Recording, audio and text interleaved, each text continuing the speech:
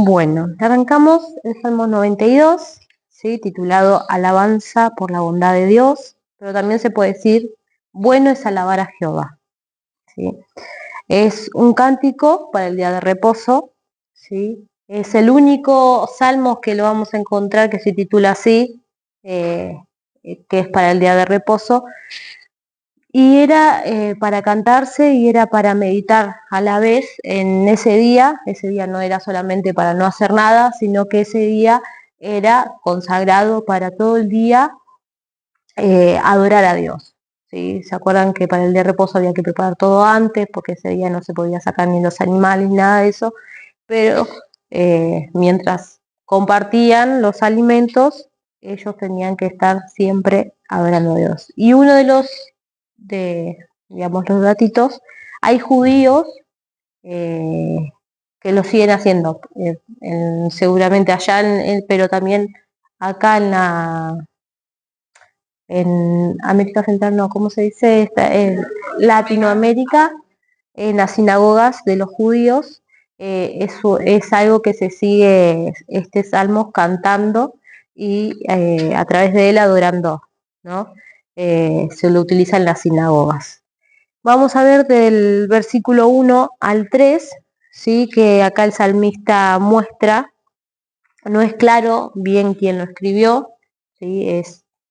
Digamos, no está claro, por eso no lo menciono, pero muestra y da una forma de los primeros 3 versículos, una manera que hay de alabar, ¿sí? A Dios. Empieza diciendo, bueno es alabarte, oh Jehová, y es algo simple, ¿sí? Pero a la vez profundo. Bueno, ¿por qué bueno? Porque, y ahí cada uno lo puede hacer personal, y aún el salmista acá decía que, y interpretaba que era bueno alabarlo porque los había librado, pero si uno se pone a pensar, es bueno alabar a Jehová porque es el creador del cielo y de la tierra. Es bueno alabar a Jehová porque no solamente por las bendiciones, sino que ese bueno, por eso es una palabra sencilla, común, pero muy profunda, porque cada uno lo puede hacer real en el momento que lo esté pasando. También en el versículo 4, él da una de las razones para qué alabar a Dios. ¿Sí? Acá el salmista dice en el versículo 4, por cuánto me has alegrado. Pero también, él hace en este momento un énfasis porque era un momento alegre para él. Pero ahí también podemos ver que podemos, según el momento que estemos pasando, involucrar el por cuánto me has salvado, por cuánto me has sanado, por cuánto como el salmo anterior, me has guardado, y ahí ese por cuánto es una razón de alabarle, es un motivo que puede ser personal a cada uno del que en el momento de que se está leyendo este salmo, que lo están invocando en ese día de reposo. Dice, en las obras de tus manos me gozo, ¿sí? Y acá vemos que el salmista sigue enfocándose en Dios, no en uno mismo, sino que él expresa, en las obras de tus manos me gozo, para saber de que no encuentran gozo en lo que él hace para Dios, sino que en lo que Dios ha hecho a través de sus manos. Por eso él se goza y se alegra. En el versículo 5 y 6, ¿sí? Vamos a ver que él declara de los grandes pensamientos de Dios, ¿sí? Y ahí vamos a ver esos pensamientos de Dios que son grandes, que son multitudinarios, podemos decir, que son estupendos, de todas las cosas que veníamos viendo en los salmos atrás, esa inteligencia que Dios tenía, el conocimiento de Dios era muy profundo, sigue diciendo, muy profundos son tus pensamientos, haciendo referencia de que Dios sabe todo de todo. Digamos, a Él no se le escapa nada, Él sabe todo, de Él proviene todo. Por eso hace esta mención de que grandes son sus pensamientos, profundos, y también en contraste acá en este mismo versículo que habla del hombre necio, el hombre necio que no comprende. ¿Sí? Esa palabra hombre necio se traduce como ishbar, ¿sí? Que es como cerdo humano, como un oso estúpido, como aquel quien el espíritu y el intelecto no parecen funcionar, como que no existe, y que alguien que nunca intenta ver a Dios en sus obras, y también lo define como que no tiene sentido común. Esta palabra, acá en este salmo, cuando dice hombre necio, viene a verse traducido como todo esto que les mencioné. También sigue del versículo 7 al 9 hablando, y acá vamos a ver cómo Dios juzga a sus enemigos, ¿sí? Y acá empiezan unos versículos muy conocidos, ¿sí? Dice, brotan y florecen, ¿sí? Brotan los impíos y florecen los que hacen inequidad, y ahí se ve el aparente éxito, ¿sí? Que tienen los impíos, los que están haciendo iniquidad, los necios, esa aparente eh, ganancia, ese aparente estar bien, pero no se dan cuenta de que son como una pendiente, ¿no? Que la pendiente vos la ves toda muy linda desde arriba, pero termina en lo más abajo, en lo más profundo. También se le hace una referencia a esa flor que nace fuera de tiempo, de que parece tan hermosa, pero al recorrer el día llega la noche y ya se muere, se cae, se seca. Entonces así hace referencia en estos versículos. También dice destruidos eternamente, ¿sí? Algo que parece también muy simple, y a veces pensamos, los impíos, los necios, los del mundo van a ser destruidos, pero nuestra mente no comprende exactamente lo que va a ser la destrucción que Dios tiene planeada para ellos. Por eso el salmista sigue diciendo, mas tú, Jehová, para siempre eres altísimo, y muestra ese contraste de los que ellos tienen prosperidad, que ellos están muy bien, pero eso es temporal, mas Dios es para siempre. Y sigue diciendo, ¿por qué aquí tus enemigos, oh Jehová? Y repite el he aquí 2 veces, ¿sí? Para hacer, haciendo mención y que se centren allí de que los enemigos, ¿sí? Van a ser destruidos, los enemigos van a tener su fin, pero, ¿sí? Jehová es eternamente. Y, y sigue, ¿no? En el del versículo 10 al 11, salmista contando esa experiencia de la bendición de la liberación que él surgió, que él tuvo, y dice, pero tú aumentarás mis fuerzas como búfalo, ¿sí? Esa palabra fuerzas se traduce en el hebreo como cuerno, ¿sí? Y simboliza fuerza, poder, pero también se asemeja, se junta, digamos por así decirlo, con búfalo, que también significa poder y velocidad, y a la vez, ¿sí? Esas fuerzas que representan el cuerno también hace mención en el cuerno que se ponía el aceite. Entonces dice, y seré ungido con aceite fresco. Empieza a haber una sincronización, eso tan, el salmista como lo vivió, lo expresó, no hubo mucha metáfora, no hubo mucho, sino que a él vivirlo, a él tener esa experiencia, lo hace real. Seré ungido con aceite fresco. Ese aceite fresco significaba que traía un refrigerio para su vida, un honor, una bendición.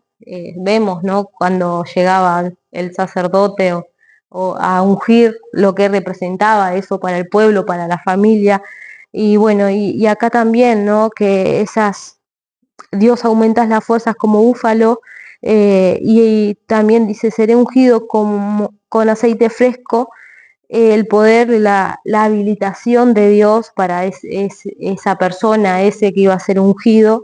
Y también dice, y mirarán mis ojos sobre mis enemigos, ¿sí? Acá el salmista haciendo referencia como que era algo que le estaba contando, que lo había vivido, que tuvo la bendición de ver el triunfo de lo que Dios le había prometido, el triunfo de esos enemigos que habían sido derrotados, la victoria que él tenía, que él había pasado, era asegurada, y aún mismo hace mención de que para el pueblo de Dios hay una victoria asegurada, y a veces no se entiende, o solamente lo vemos, lo entendemos por fe nada más, y no lo vemos con los ojos naturales, ¿no? De que aún en este mundo, y vemos todo lo que pasa, ya estamos siendo victoriosos, ya la victoria la tenemos segura porque nada nos pasa, Dios está guardándonos, como leíamos en el Salmo anterior, Dios está proveyendo todas las cosas, y a veces nos cuesta ver eso. El salmista acá lo expresa, y también vemos del versículo 12 al 15, ¿sí? Cómo Dios hace florecer a los justos, y dice: el justo florecerá, ¿sí?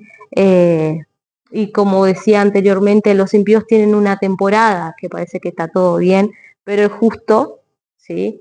Va a florecer, aunque parezca que no, ¿sí? Aunque parezca que su entorno, su alrededor, no hay nada, va a ser como esa palmera que siempre está verde, esa palmera que parece que tarda el crecimiento, pero por cuanto está firme, si sus raíces son firmes, por más que su entorno esté todo seco, en aquel entonces en los desiertos estaban prácticamente la mayor palmera, decís, pero cómo vivían, cómo pasaba años y se veían erguidas mirando a lo alto, aunque había sequedad nada más alrededor de ellos, pero esa palmera estaba viva y tenía nutrientes, y no estaba ni caída hacia un lado, sino que estaba erguida.